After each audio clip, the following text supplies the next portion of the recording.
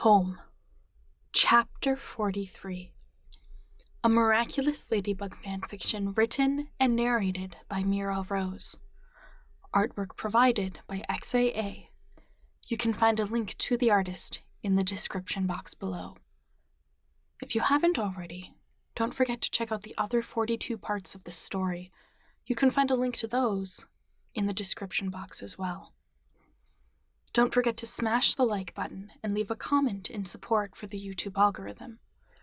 If you don't know what to comment, put, "Cat's expression was empty." Thank you so much for listening. Please enjoy Chapter 43 of Home. Marinette Dupang Chang as Ladybug.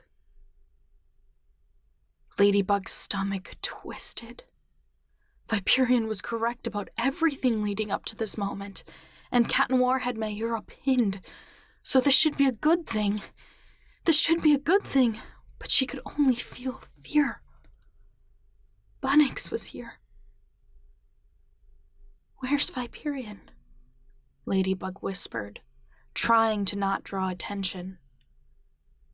Bunnix lifted a finger, pointing at a slumped-over man 30 paces away.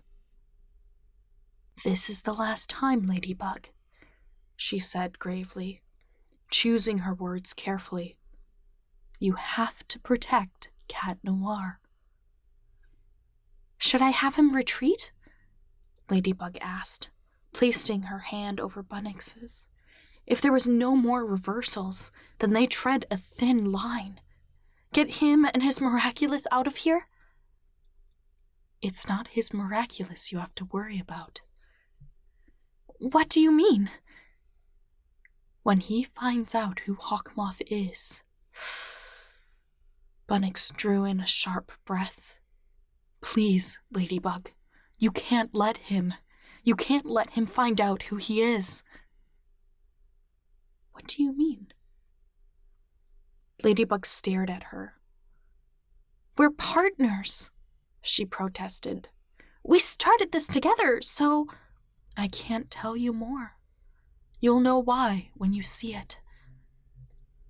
Ladybug looked away at a flash of light, and Cat Noir stood over a coughing Natalie Sancoeur. "Natalie?"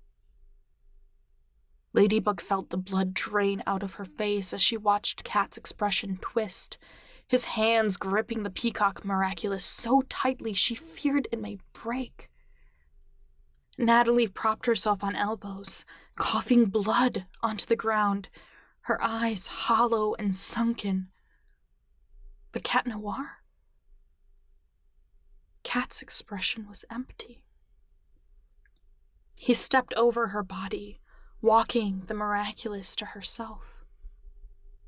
"I believe you're in charge of this," he said, handing it to her. Ladybug reached out to take it, worried more about him than the situation at hand, when she felt a blow barreling into her. Knocked onto the ground head first, Ladybug's skull bounced off the pavement, lacerating her cheek despite the protection her suit gave her. Only a Miraculous holder could harm a Miraculous holder like that. "You!"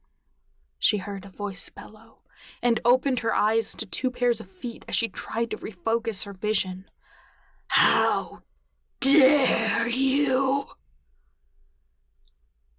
A pair lifted in the air. Cat Noir, her partner, her boyfriend, was being held by the throat, dangling in midair by a supervillain, a super terrorist, and she couldn't do anything. Ladybug willed her body to move, but the world spun, and her actions only made her retch onto the long, weathered concrete. If she wasn't careful, she'd de-transform. "Lucky charm," she grunted, grateful she'd followed Viperion's advice to not use it for Mayura, but nothing appeared. Nothing appeared for her lucky charm. She looked up to see Cat Noir ripping the brooch off of Hawkmoth's chest, and she yelled, a contrasting timbre to Hawkmoth's own shouts. No! No! Bonix specifically said to not let him learn of Hawkmoth's identity. And now she knew why. Ladybug stared, pinned to the ground by the limits of her own body, up at Gabriel Grest, who still held his son unknowingly in a chokehold. Cat stopped fighting, his body going limp as he looked into their nemesis' eyes. Hawkmoth.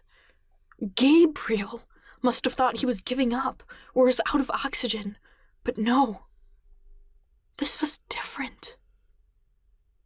This was heartbreak. And oh, how her heart broke too.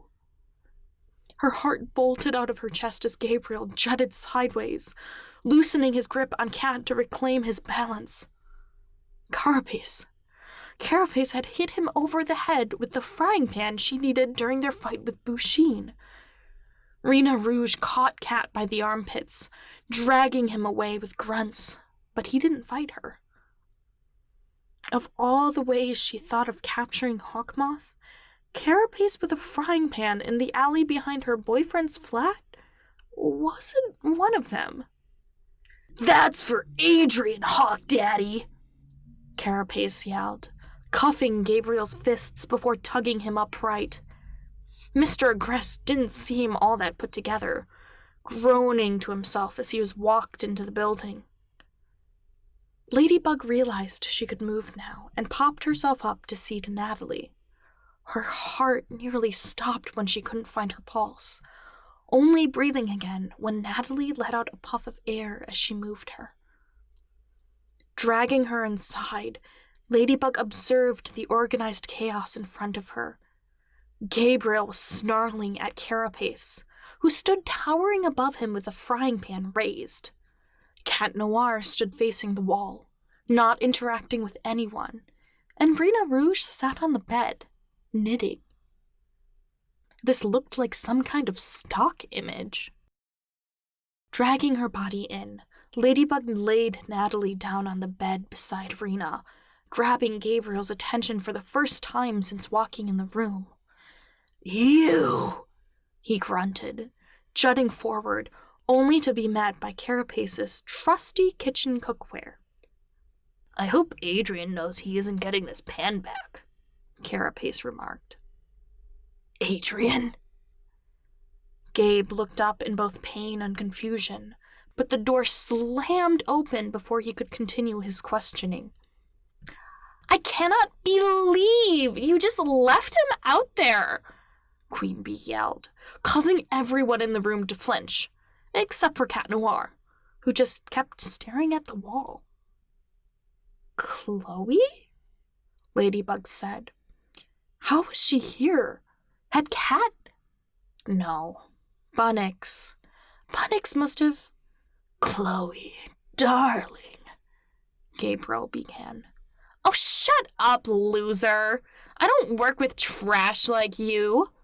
She stepped into the room to reveal Viperian's butt, his body flung over her shoulder like a sack of potatoes.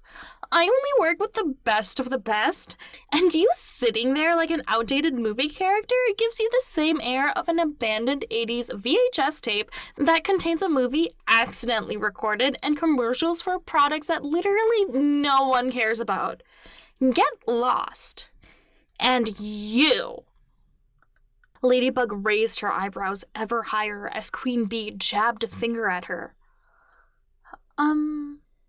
Yes?" she asked. "You gave Monkey Boy and Math Brain a miraculous for this instead of moi? Ridiculous. Utterly ridiculous.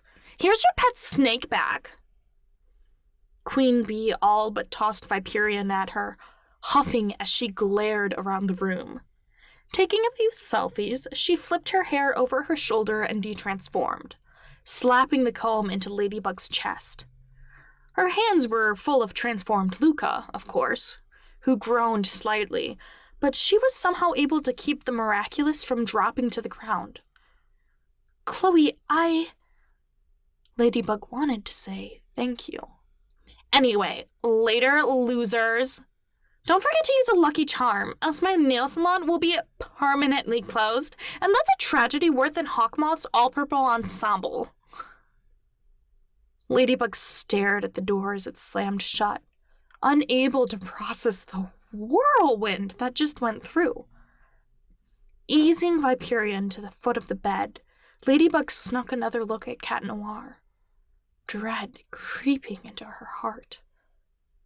He still faced the wall, his forehead resting against it, and she couldn't make out his expression from here. Oh, no. Bunnix was right. He shouldn't have found out. Not now, at least. Ladybug had been so preoccupied with saving Paris.